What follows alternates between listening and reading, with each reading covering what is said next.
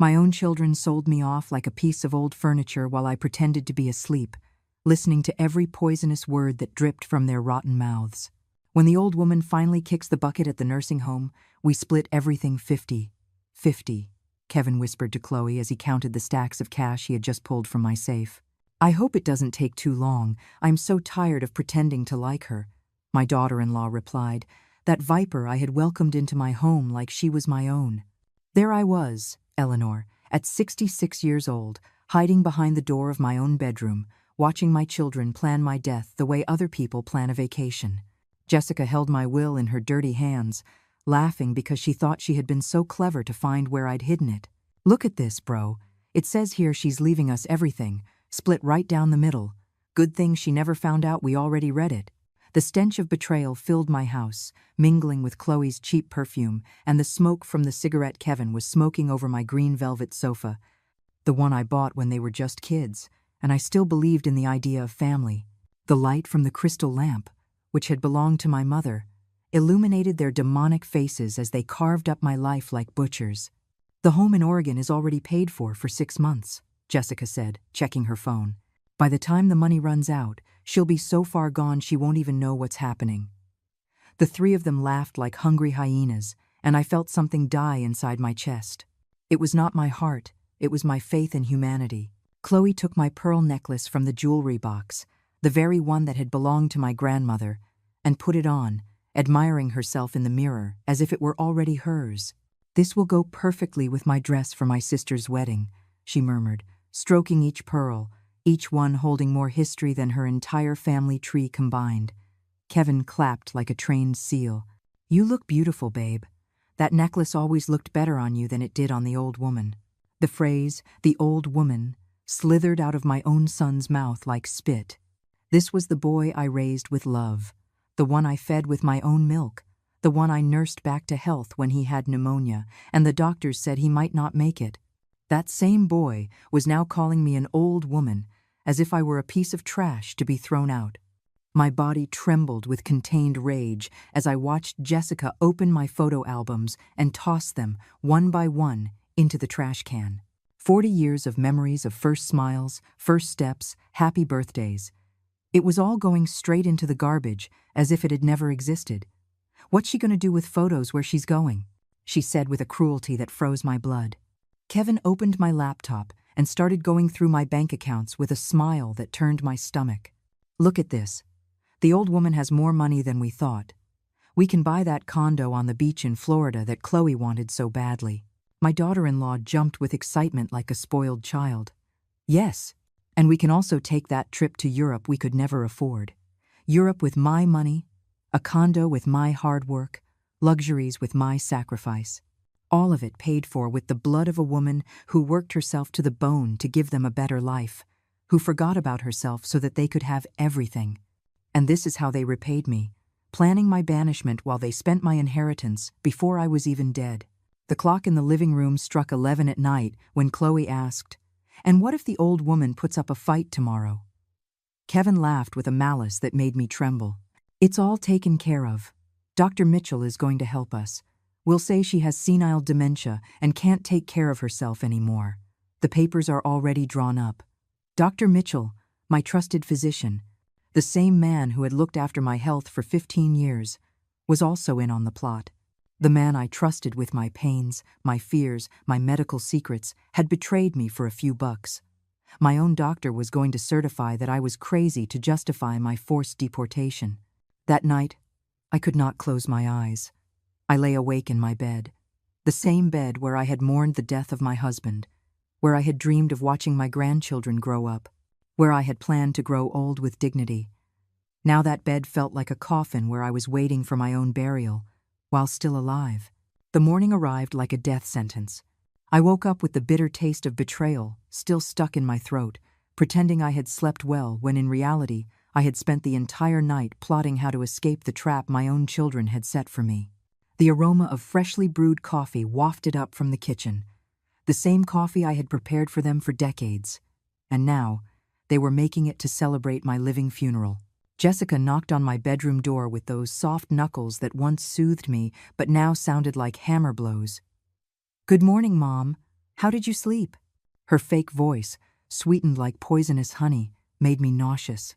I got up slowly, feigning the fragility they wanted to see, while inside I was boiling with contained fury. I went down the stairs, gripping the handrail like a helpless old woman, each step calculated so they would not suspect I had discovered their diabolical plan. The living room looked exactly as it had the night before, but now everything seemed different in the light of day. My furniture, my memories, my entire life felt alien to me, as if it no longer belonged to me. Kevin was sitting in my favorite armchair, reading the newspaper with the calm of someone who has already won the war. He was wearing the blue shirt I had given him for Father's Day, the same shirt that now looked like a loving son costume. "Morning, Mom," he said without looking up from the paper, as if it were just another normal day, and not the day they were going to exile me forever. Chloe was in the kitchen, preparing breakfast, using my fine china plates, the ones I only brought out for special occasions. How ironic that my last breakfast at home would be served on the dishes reserved for great celebrations. "I made your favorite toast, sweetie," she said with that fake smile I now recognized as pure performance. I sat at the table where I had eaten breakfast for 30 years, where I had celebrated so many birthdays, where I had cried through so many sorrows, and which would now witness my last meal as a free woman. The bread tasted like cardboard, the orange juice tasted sour. Everything had lost its flavor since I discovered the truth about my children. "Mom, we have a surprise for you," Jessica announced with that sing-song voice she used as a child when she had done something mischievous. She pulled a golden envelope from her purse, the kind used for elegant invitations. "We're giving you a trip to Oregon, to a beautiful place where you'll meet people your own age and you'll be super comfortable." The envelope contained the documents of my sentence, disguised as a gift. Plane tickets, information about the assisted living facility, medical authorizations, all perfectly planned to look like an act of filial love instead of the crime it truly was. The photos of the place showed perfect gardens and bright rooms, but I knew it would be my gilded prison. "I do not want to go anywhere," I told them, my voice as firm as I could make it. "I am fine here, in my house." Kevin slammed the newspaper down on the table with a thud that made the cups tremble. "Mom, you can't live alone anymore. Yesterday you forgot to turn off the gas stove. You could have caused an explosion." A lie. I had never forgotten any such thing. But that would be their excuse to the world. Chloe came over and took my hands with that fake tenderness she had perfected over the years. "Eleanor, my love, it's for your own good. There you'll have nurses 24 hours a day, activities, home-cooked meals, everything you need at your age, at my age," as if 66 years was synonymous with mental incapacity. "Besides," Jessica added, playing with her phone, "we already spoke with Dr. Mitchell, and he agrees. He says you need constant medical supervision." Mitchell's name came out of her mouth like another stab wound. My trusted doctor, the man who knew every one of my ailments, every one of my worries, had betrayed me for money. Kevin got up and started pacing the living room like a caged lion. "The plane leaves this afternoon, Mom. Everything is already arranged. There's no turning back." This afternoon. I had just a few hours of freedom left before being deported like a criminal to a faraway state where I would die alone and forgotten. "And what if I do not want to go?" I asked, already knowing the answer, but needing to hear it from their own lips. The three of them looked at each other with the complicity of criminals who have rehearsed every move. "It's not optional, Mom," Jessica replied with a coldness that chilled me to the bone. "We've already signed all the papers. Legally, we're your guardians now." Guardians. My own children had become my owners while I slept, trusting in their love. They had used my trust, my unconditional love, my blind faith in family to enslave me. Legally. It was the masterstroke of a perfect scam. Chloe went up to my room to help me pack. But really, it was to make sure I did not take anything valuable. She checked every drawer, every corner, every hiding spot where I might have kept jewelry or important documents. "You do not need so many things, Eleanor," she would say, as she separated my life into two piles, what they would let me take and what would stay for them. My family photos went directly into the discard pile. "You'll have activities there, to keep you busy. You won't have time for nostalgia," she explained, as she threw away the photo of my wedding, the photo of Kevin's birth, The photo of Jessica's first day of school. 40 years of family history deleted like computer spam. The scent of my home was fading, replaced by Chloe's aggressive perfume and the disinfectant they had used to clean away any trace of my presence. It was as if they were erasing me from the map before I had even left, preparing the stage for a life without Eleanor. The most humiliating moment came when the doorbell rang and Dr. Mitchell appeared with his black medical bag and that smile that once reassured me. "Eleanor, my dear, how are you?" he asked with that syrupy voice I now recognized as pure deceit. He had come to examine me to sign the papers that would certify my supposed dementia, the document that would legalize my kidnapping. "Sit here, Eleanor," he said, pointing to the sofa where I had so many times welcomed my guests. Now I was the unwelcome guest in my own living room. Mitchell opened his bag with the calm of someone who has done this 1,000 times, taking out medical instruments that shined under the light like a butcher's knives. Kevin sat down beside me, taking my arm with that feigned tenderness that disgusted me. "It's okay, Mom. The doctor just wants to check that you're all right for the trip." The trip. What a pretty word to disguise a forced exile. Chloe was recording everything with her phone, creating evidence of their concern for my well-being. "Eleanor, do you remember what you had for breakfast today?" Mitchell asked me while he jotted down my answers in a notepad. Every question was a trap. Every answer another knot in the noose that would legally hang me. "Do you know what day it is today? Do you remember the president's name?" Questions designed to confuse me, to make me doubt my own sanity. Jessica approached with fake tears streaming down her cheeks. "Doctor, yesterday she forgot to turn off the stove. We are very worried. We do not know what else could happen." Lie after lie, constructing an alternate reality where I was a senile old woman who needed to be institutionalized for her own good. "And," Chloe added with a performance worthy of an Oscar, "last night we found her wandering around the house in her pajamas, saying there were burglars. We think she's having hallucinations." Hallucinations? How ironic. The only burglars in this house were the 3 of them, robbing me of my dignity in broad daylight. Mitchell nodded with the false wisdom of someone who had already made his decision before conducting the exam. "It's normal at this age, Eleanor. The brain deteriorates and needs constant supervision." My brain was perfectly fine, fine enough to discover their plan and to plot my revenge. "But doctor," I said with the most trembling voice I could feign, "I feel fine here in my house. I do not want to go anywhere." My words bounced off the walls like screams in a vacuum. No one was listening to me. No one believed me. No one was defending me. It was like being in a trial where all the judges had already decided my guilt. Kevin showed Mitchell a stack of papers he had taken from his briefcase. Power of attorney documents, medical authorizations, papers that turned me into a legal non-person. "We have everything ready, doctor.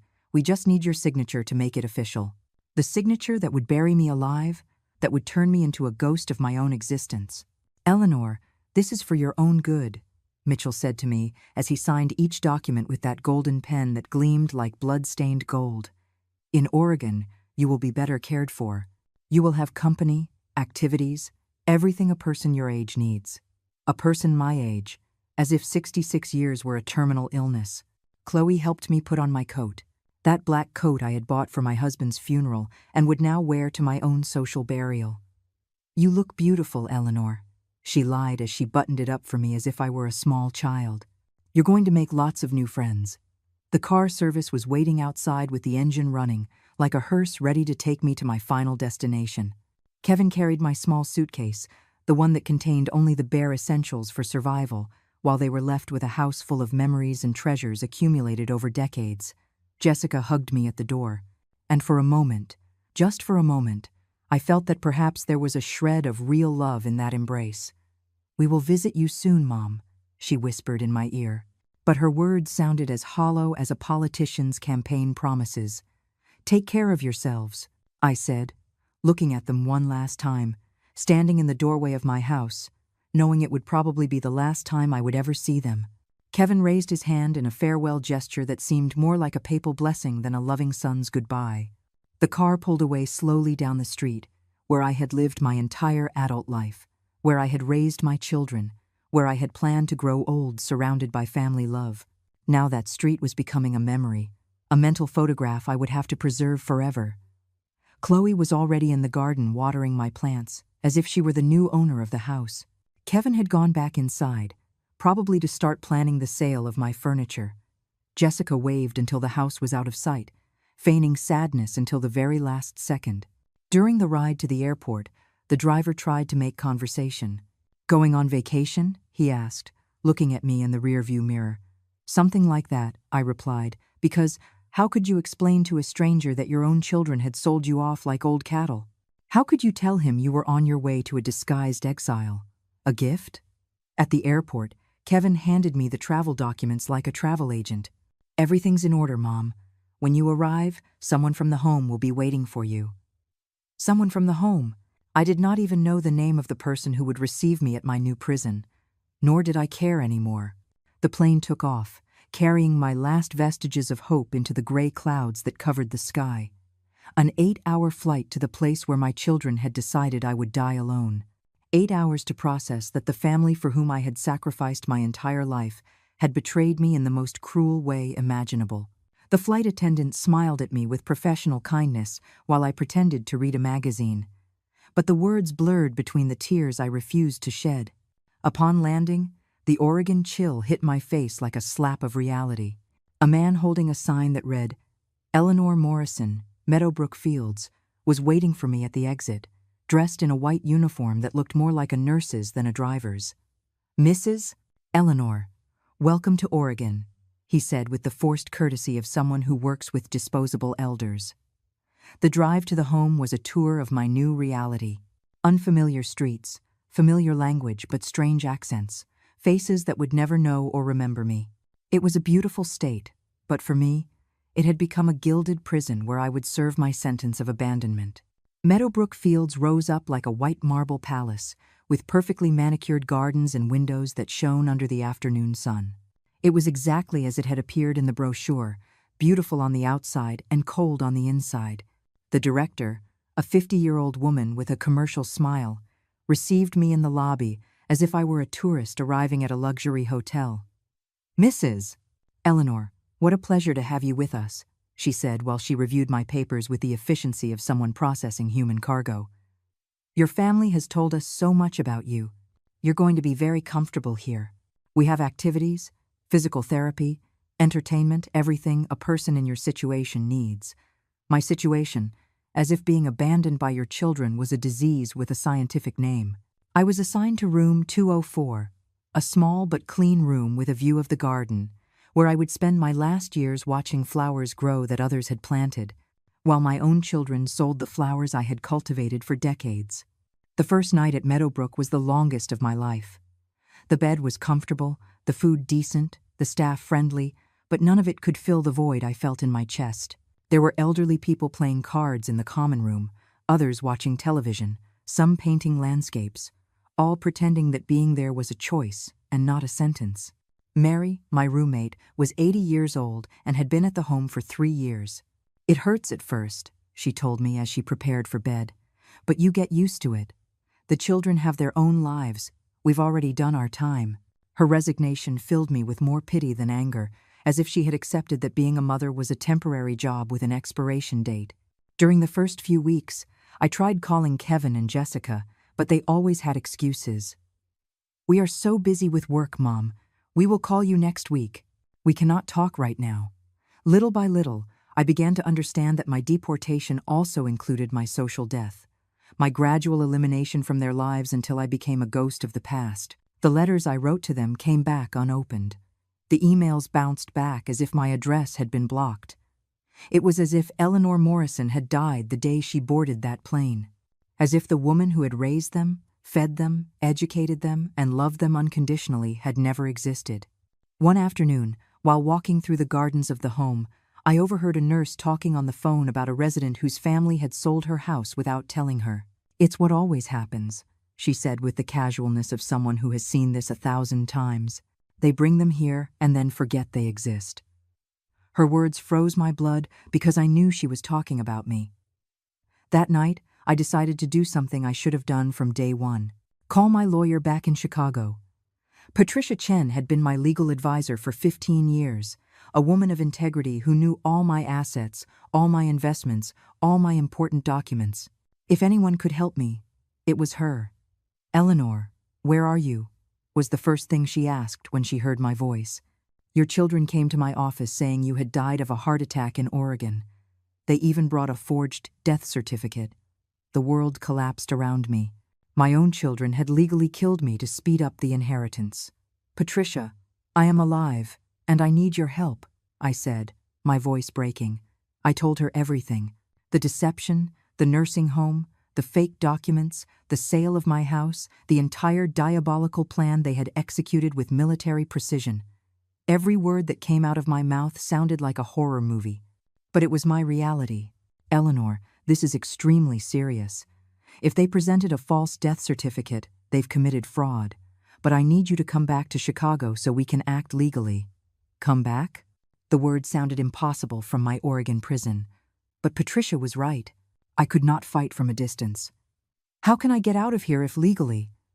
"I'm incapacitated?" I asked, feeling despair drown me. "Leave that to me," she replied with a determination I had always admired in her. "I'm sending a legal representative to Oregon. This is not going to stand." For the next few days, I pretended to be adjusting to the home. All the while, I was planning my escape. I smiled during group activities, participated in therapy sessions, ate in the common dining hall. My mind was working at full speed, planning my revenge. Patricia's representative arrived the following week, a lawyer named Ricardo Mendoza, who reviewed all my documents and confirmed what we already knew. My institutionalization had been based on forged papers and perjured testimony. "Mrs. Eleanor, you are here illegally. This is kidnapping disguised as medical care." Ricardo Mendoza worked like a private detective for 2 weeks, gathering evidence of the scam my children had mounted with the precision of professional criminals. Every day that passed in the home, I pretended to be the resigned old woman they expected, but inside I was boiling with rage and planning every move of my counterattack. "Eleanor, this is worse than we thought. Ricardo told me during one of our secret meetings in the garden. Your children not only faked your death, but they've already sold your house, emptied your bank accounts, and are living like millionaires with your money." Every word was another stab in my already shattered heart. Patricia called me every night to coordinate the rescue operation. "We need you to come back without them finding out. If they discover you're alive ahead of time, they'll hide the evidence, and it will be impossible to recover your assets." It was a race against time, where every second counted. My plan began to take shape when I discovered that the home had a computer for residents to use. At night, when everyone was asleep, I would sneak down to check my bank accounts online. What I saw confirmed my worst suspicions. My life savings had vanished, transferred to accounts I did not recognize. Kevin had opened accounts in the names of shell companies to launder my money. Chloe had bought the beach condo she had always dreamed of, using my savings as if they were her own. Jessica had paid for her children's private university tuition with the money I had saved for my own medical expenses.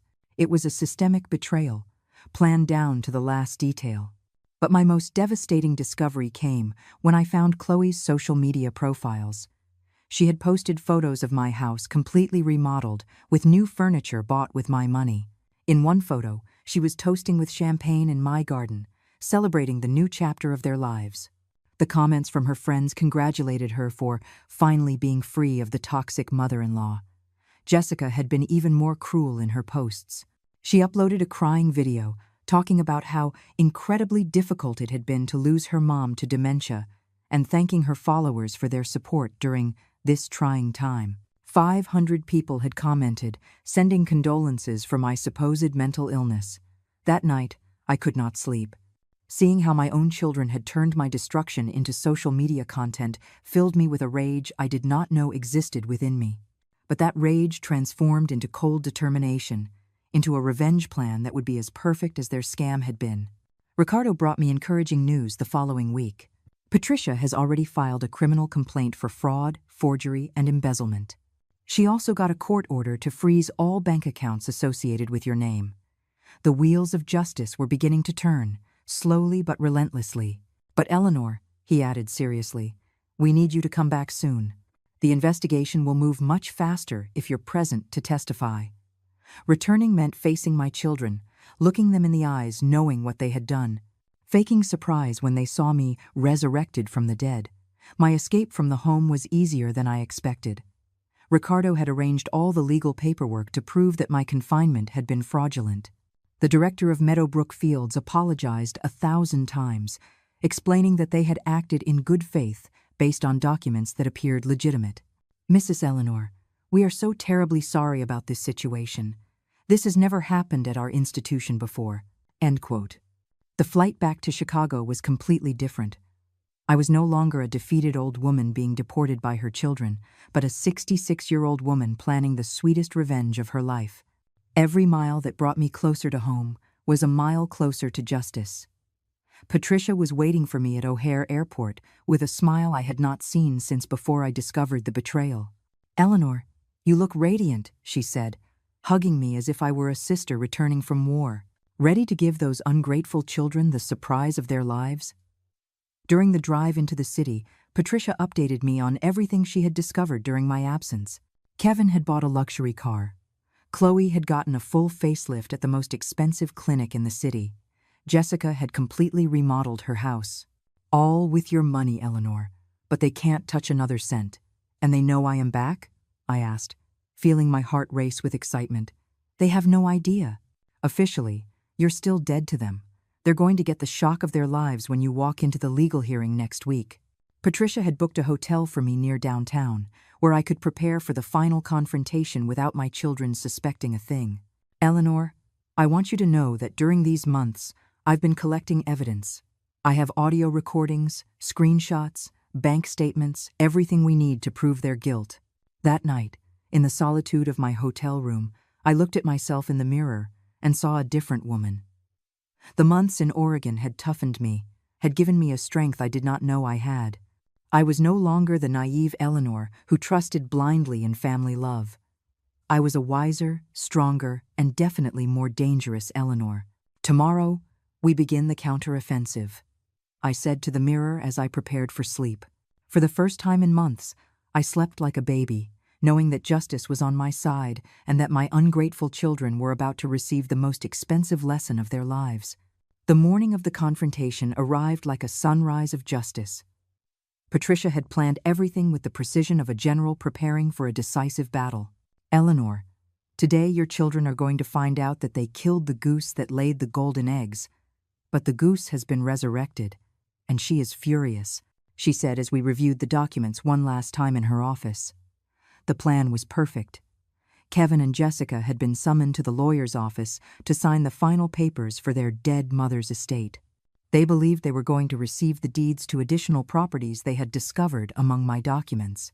Greed had blinded them so much that they suspected nothing when Patricia called them in for an urgent meeting. "Are you ready for this?" Patricia asked as we walked towards the conference room. My heart was beating like a war drum, but my mind was as cold as steel. "More than ready. I have waited months for this moment." We arrived early and positioned ourselves strategically. I would be hidden in the adjoining office, listening to everything through the slightly open door, waiting for the perfect moment to make my triumphant entrance. Patricia had a recorder on her desk and cameras installed to document the entire meeting. At 10 o'clock sharp, I heard the familiar voices of my children in the hallway. Kevin was speaking with that new money arrogance he had developed while spending my money. "I hope this is the last signature. I'm already sick of all this paperwork," he said, his expensive leather shoes echoing against the marble floor. Jessica laughed with that fake laugh she had perfected to hide her wickedness. "At least we're finally done with this whole process. Mom would have been proud to see us handling her affairs so well." Proud. The word made me sick. I would be proud to see them rot in prison for being thieves and emotional patricides. Chloe came in complaining about the traffic, carrying a designer handbag that cost more than a working family's monthly salary. "How much longer is this going to take?" "I have a spa appointment at 12. A spa appointment paid for with my money, of course.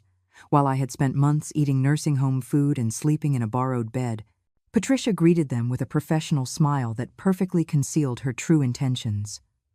"Good morning, family. Thank you for being so punctual.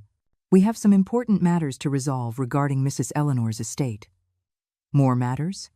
Kevin asked with the impatience of someone who thinks he has already won. We thought we were done with all the legal formalities. His voice sounded annoyed, as if bureaucracy were a minor obstacle in his perfect robbery plan. Well, Patricia replied, arranging the papers on her desk. Some irregularities have come up that we need to clarify before we can proceed with the final transfers. The word irregularities hung in the air like a bomb about to explode. Jessica leaned forward with that feigned curiosity she used when she wanted to appear innocent. What kind of irregularities? We have been completely transparent throughout this whole process. As transparent as mud, I thought from my hiding place. You see, Patricia continued with the calm of a hunter stalking her prey, we have received information suggesting that the death certificate that was initially presented may have some inconsistencies. The words fell like stones into a silent pond. The silence that followed was so thick you could cut it with a knife. I heard Kevin shifting nervously in his chair, Chloe holding her breath for a second, Jessica clearing her throat, trying to buy time to process the information. Inconsistencies? Kevin repeated, his voice trying to sound confident but trembling slightly. I do not understand what you mean. The certificate was issued by the hospital in Oregon where Mom died. Every lie that came out of his mouth was another confession of his guilt. Patricia opened a thick folder full of documents she had been preparing for weeks. Indeed, a hospital in Oregon did issue a certificate, but it turns out the person who died in that hospital was named Eleanor Morris, not Eleanor Morrison, like your mother. The sound of papers falling to the floor told me someone had lost control of their documents. Probably Jessica, who had always been the more nervous of the two when it came to maintaining elaborate lies. It must be a clerical error, Chloe stammered with that high-pitched voice she used when she was scared. Hospitals make mistakes all the time, especially with out-of-state patients. Every word she spoke sank them deeper into their own legal grave. How funny you should mention that, Patricia replied with a smile I could not see but could feel in her voice. Because we also contacted Meadowbrook Fields in Oregon directly, where your mother was supposedly staying. The silence filled the room again, but this time it was different. It was the silence of terror, of criminals who feel the trap they built closing in on them. I could imagine their pale faces, their sweaty hands, their brains working desperately to find a way out. And what did they tell you? Jessica asked, in a voice so small I could barely hear it from my hiding place. It was the voice of a little girl who knows she has been caught doing something very, very wrong. They told us something very interesting, Patricia continued, savoring each word like a fine wine. They told us that Eleanor Morrison had been discharged 3 weeks ago and had returned to Chicago. Very much alive, very lucid, and very upset about having been institutionalized based on falsified documents. The uproar that followed Patricia's words sounded like a symphony of panic. Chairs falling, muffled screams, footsteps running towards the door. But Patricia had locked it, and my dear children were trapped in their own scheme like rats in a maze with no exit. That's impossible, Kevin shouted, his voice cracking like glass under pressure. My mother is dead. We saw the certificate. We paid for the funeral. Every word was another confession of his guilt. Every shout another proof of his desperation. Jessica started to hyperventilate, that broken, gasping sound she used to make as a child when we caught her in a lie. Patricia, this has to be a mistake. Mom died of a heart attack in Oregon. We did everything by the book. We consulted doctors. We followed procedure. Her voice faded like smoke in the wind. Procedure? Patricia interrupted her with a coldness that filled me with pride. Are you referring to the procedure where you forged your mother's signature on legal documents? Or the procedure where you bribed a doctor to certify a non-existent case of dementia? Chloe tried to maintain her composure, but her voice trembled like a leaf in a storm. We acted in good faith. Eleanor was sick, confused. She couldn't take care of herself. Everything we did was for her own good. For my good. What refined cynicism.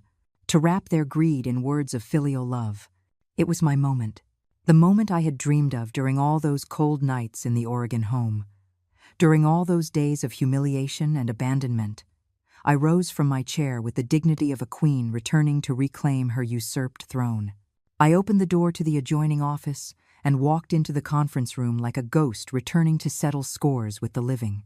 The silence that followed my appearance was so absolute, I could hear my own heart beating and the sound of 3 souls plummeting into hell. Kevin was the first to see me, and his face transformed into a mask of pure horror. The blood drained from his face as if he had seen death personified. "Mom?" he stammered, his voice sounding like it came from beyond the grave. But you're dead?" I completed his sentence with a smile I had been saving for months. "No, Kevin. Very much alive, very clear, headed, and very, very angry." My voice sounded different, deeper, more powerful. It was the voice of a woman who had been resurrected to serve justice. Jessica fainted. She literally collapsed in her chair like a sack of potatoes, her eyes rolling back as her brain refused to process the reality of my presence. Chloe held her up with trembling hands, but her eyes were fixed on me as if I were a supernatural apparition. Eleanor, my love," Chloe stammered, trying to muster that fake smile she had so perfected. "What a joy to see you!" "We thought that you had." Her voice broke because she could not complete the lie in the face of the living evidence of my existence. "You thought I had died," I said, walking slowly around the table like a predator stalking its prey.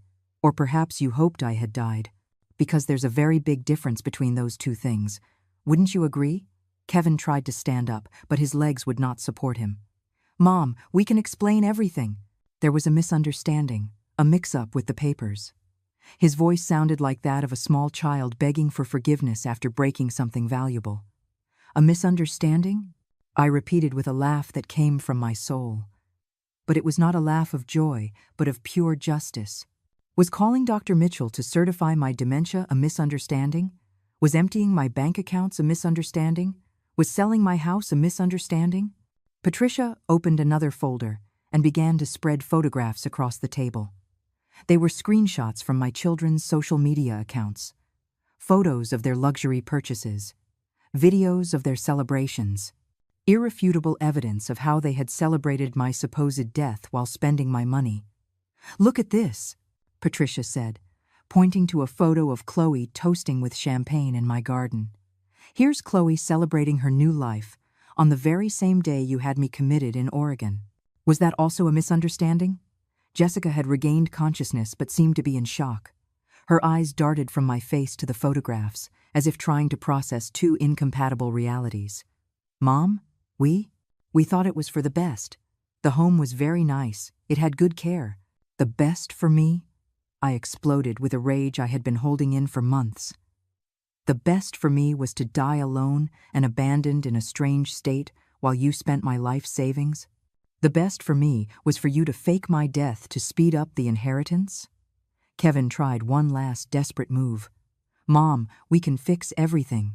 We can give it all back to you, the house, the money, everything." It was a mistake, a moment of confusion. His voice cracked with every word, like a castle of cards collapsing piece by piece. "Give it back?" I laughed with a bitterness that came from the depths of my heart. "Are you going to give me back the months of humiliation? Are you going to give me back the nights I cried, thinking my own children had forgotten me forever? Are you going to give me back the trust I had in my family?" Patricia approached my children with a final folder, the thickest of all. "This is the criminal complaint we have filed against you: document fraud, embezzlement, forgery of public documents, and kidnapping. Each of these crimes carries a minimum sentence of 5 years in prison." The sound that came from Kevin's throat was like the whimper of a wounded animal. Chloe began to cry, but they were not tears of repentance, but of self-pity, tears for her ruined future, not for the harm they had caused me. Brenda was the first to try the path of supplication, falling to her knees before me, as if she were a penitent seeking divine absolution. "Mom, forgive us, please. We made a terrible mistake, but we're your family. You can't destroy us like this." Her tears wet the marble floor, but I had cried oceans in Oregon, and my tears had run dry forever. "Family?" I repeated the word as if it were poison in my mouth. "Families take care of each other. They protect each other. They love each other unconditionally. You treated me like garbage that needed to be thrown as far away as possible." My voice was serene, but each word was laden with months of accumulated pain. Kevin tried to approach me with his arms outstretched, as if a hug could erase months of betrayal. "Mom, I know we made mistakes, But we can start over. We're your blood, you can't forget that. Blood. How ironic that he would mention blood when he had drained all of mine without anesthesia. My blood, I murmured, looking at him with a mixture of pity and contempt. My blood that I nourished for 9 months in my womb, that I raised with love, that I protected from all the dangers of the world. And in the end, my own blood was what poisoned me. His words bounced off my ears like stones against a steel wall. Patricia spread the complete inventory of everything they had stolen across the table. The house sold for $1 million. Bank accounts emptied for a value of $400,000. Jewelry sold. Antique furniture auctioned off. Even my car had been sold. The total amounted to nearly $1.5 million that they had squandered in 6 months. Look at this detail, Patricia said, pointing to a specific line in the document. They spent $20,000 in a single night at a casino in Las Vegas. $20,000 that Eleanor had saved by working 18-hour days for years. Each number was another stab at my already wounded dignity. Chloe tried the victim strategy. Eleanor, I was just following my husband. Wives have to support their husbands, don't they? I never wanted to hurt you. How convenient to become a victim when they had been my executioners for months. Marital support? I confronted her with a gaze that could melt steel. Is marital support recording videos of yourself crying over my supposed dementia while you spend my money on plastic surgery? Is it marital support to post on social media that you had freed yourself from the toxic mother-in-law? The color completely drained from Chloe's face when she realized we had seen her posts. Her mask of the loving daughter-in-law collapsed like a house of wet cards. Eleanor, those posts. I was confused, hurt. I did not know how to process it all. Confused? I exploded, rising from my chair with an energy I did not know I had. I was the one who was confused in that Oregon home, wondering what I had done wrong to deserve such a punishment. I was the one who was confused when the letters I sent you came back unopened. Kevin made his last desperate attempt at emotional manipulation. Mom, think about the grandchildren. They love you. They can't grow up knowing that their grandmother sent their parents to prison. The grandchildren. Of course, he would use the children as a human shield as his last resort. The grandchildren. I repeated with infinite sadness. The same grandchildren you told that I had died. The same grandchildren who cried at my fake funeral while you pretended to be sad. Are you going to explain to them that their grandmother came back to life, or that their parents are liars? Patricia then revealed the coup de grace. Eleanor, there's something else you need to know. We found evidence that this was not a spontaneous decision. They planned your institutionalization for at least 6 months. We have emails between them, discussing how to divide your inheritance since January of this year. The silence that followed was sepulchral. 6 months. They had been planning my exile for half a year, smiling to my face while they plotted my destruction in secret. Every hug, every I love you, Mom, every smile had been a performance while they prepared my living burial. 6 months, I repeated, feeling something definitively break inside my heart. 6 months of pretending to love me while you planned how to get rid of me. 6 months of Judas kisses on my cheek. It was the most perfect betrayal, the cruelest, the most calculated. Jessica tried one last desperate lie. Mom, those emails were misinterpreted. We just wanted to secure your future, to find the best place for you to be comfortable. Her voice was breaking because not even she believed her own words.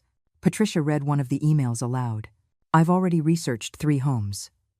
The one in Oregon is perfect because she won't know anyone and will be completely isolated. I figure in 2 years, maximum, we'll be free. The email was signed by Kevin and sent to Jessica with a copy to Chloe. 2 years, maximum. I repeated the words, as if they were a death sentence. You calculated that in 2 years I would be dead from sadness and abandonment. What mathematical precision to measure your own mother's time of agony. My voice sounded hollow, as if it came from a tomb. Eleanor, Patricia said, taking my arm with the tenderness my own children had denied me. Do you want to proceed with the criminal charges, or would you prefer we resolve this civilly? It was my moment to decide between legal justice and personal revenge. I looked at my 3 executioners trembling before me, hoping that my motherly love would be stronger than my thirst for justice. For 66 years, I had been Eleanor the mother, Eleanor the protector, Eleanor the one who forgives everything. but that Eleanor had died in that nursing home in Oregon. Proceed with all charges, I said with a firmness that surprised even myself. I want them to pay for everything they did to me.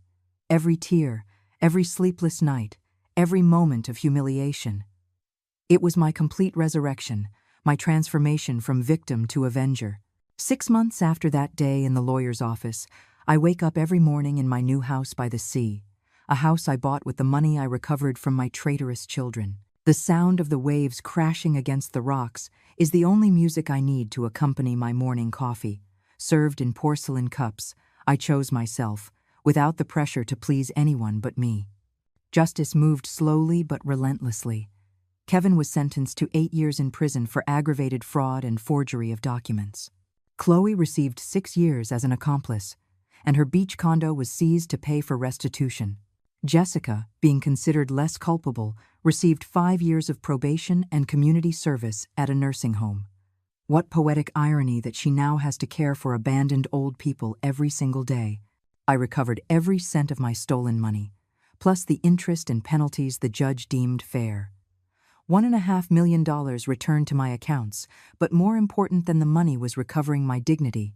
Patricia became not only my lawyer but my closest friend, the sister I never had, but that fate gifted me in my golden years. My new will is a legal masterpiece. My entire estate will be divided among 5 charities that help elderly people abandoned by their families. My children will each receive exactly $1, so they can buy a piece of gum and remember the bitter taste of betrayal, as I wrote in a special clause that Patricia drafted with a malicious smile. The letters of supplication arrived for months, first from prison, then through lawyers, then through common friends trying to be mediators. They all ended up in the same fireplace where I burn logs every night, while I read books I never had time to enjoy when I was a devoted mother. The fire consumes their words, just as they consumed my love. The grandchildren were the hardest part to process. Their other grandparents gradually explained the truth to them, and now they understand that Grandma Eleanor is not dead, but she is also not available to those who betrayed her. It is a harsh but necessary lesson about the consequences of family actions. I hope that one day they will understand that I protected their ethical future more than their emotional comfort. My daily routine is simple and perfect. I wake up with the sun. I water the plants in my garden that grow freely, without the pressure of impressing fake visitors. I read for hours in my hammock, under the shade of a tree I planted the day I moved here. In the afternoons, I paint watercolors of the seascape, something I always wanted to do but never had time for because I was busy being the perfect mother to imperfect children. The neighbors know me as Mrs. Eleanor, the mysterious lady who came from the city with a story that no one fully knows but everyone respects. I greet them cordially. I help when they might need me, but I guard my privacy like a treasure I learned to value after decades of family invasion. Mitchell, my traitorous doctor, lost his medical license and faces criminal charges for falsifying medical documents. His practice closed, his patients abandoned him, and now he works as a health insurance salesman. Life has its own way of delivering justice beyond the courts. At night, when the sun sets, painting the sky orange and pink, I sit on my terrace with a glass of red wine and reflect on the woman I was and the woman I have become. The first lived for others, sacrificed everything for family love, believed that being a mother was synonymous with being a martyr. The second lives for herself, loves without sacrificing herself, and understands that respect is earned with clear boundaries. I feel no resentment. Resentment is a poison one drinks hoping others will die, and I chose to live fully instead of dying slowly of bitterness. I feel justice, I feel peace, I feel freedom. My children taught me the most valuable lesson of my life, that unconditional love only works when it is reciprocal. Sometimes people ask if I miss them. The answer is complex. I miss the children they were, not the adults they became. I miss the illusions I had about them, not the reality of who they proved to be. It is like missing a book that turned out to have a terrible ending. You miss the hope, not the disappointment. My new will includes a letter to be read after my natural death. In it, I explain that I chose to die surrounded by dignity rather than live surrounded by hypocrisy, that I preferred honest solitude to false companionship, that I learned that sometimes the purest love is the one that withdraws when it is no longer valued. This morning, as I write these reflections in my journal, the mailman arrives with a certified letter. It is from Kevin, from prison, another plea for forgiveness. Without opening it, I walk to the fireplace where the morning fire is burning. The letter is consumed in seconds, turning into ashes that rise up the chimney towards the blue sky. I sit in my favorite armchair, the one I chose for comfort and not to impress visitors, and I open my book of poetry to the marked page. I read aloud to myself, because my voice deserves to be heard, even if only by my own ears. Outside, seagulls fly free over the infinite ocean, and I smile because I finally understand that the true inheritance I can leave is not money or property, but the example of a woman who learned to value herself before it was too late. The sea breeze comes in through the open window, carrying away the last vestige of the Eleanor I was, and blessing the Eleanor I am. I do not need forgiveness from those who betrayed me, because I have already forgiven myself for taking so long to love me. This is my true resurrection. Not returning to the life I had, but being born into the life I deserve.